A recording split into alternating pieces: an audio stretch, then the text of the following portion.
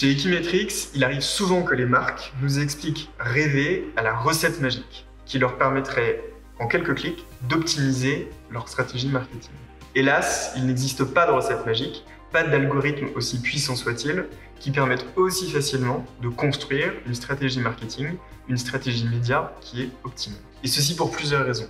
Première raison, les marques poursuivent des stratégies qui sont des stratégies différentes et parfois même elles les poursuivent en même temps.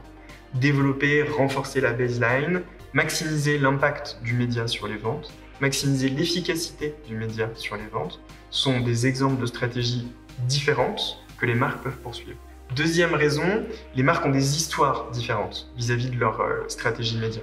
Certaines ont déjà engagé, ont déjà initié des transformations de fond de leur mix média. D'autres ont tenté des expériences, parfois payantes, parfois moins, quand d'autres marques sont-elles attachées à un mix média très particulier. Et enfin, troisième et dernière raison, elle tient à l'organisation des marques. Certaines ont une organisation très décilotée, tous les leviers marketing et en particulier tous les leviers médias figurent autour de la même table pour construire une stratégie unique et commune. D'autres ont un fonctionnement qui est plus cloisonné.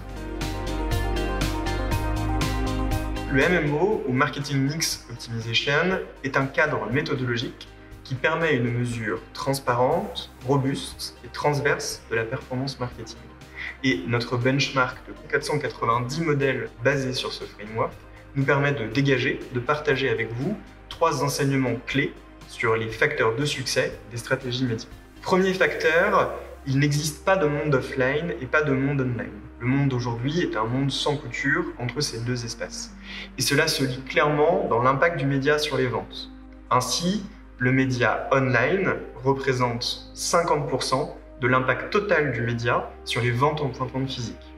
Et donc cet effet, il est aussi vrai dans l'autre sens, puisque les leviers traditionnels contribuent à hauteur de 40% à l'impact du média sur les ventes en e-commerce. Deuxième facteur clé de succès, il n'existe pas de meilleur levier. Chacun dispose de ses forces, de ses faiblesses. Et il est donc capital pour les marques de bien connaître ces leviers, mais aussi de bien se connaître.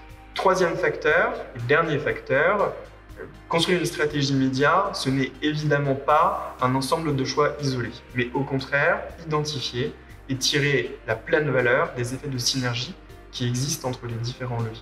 Et au cas d'espèce, les marques qui le font augmentent l'efficacité de leur stratégie média entre 15 et 40%.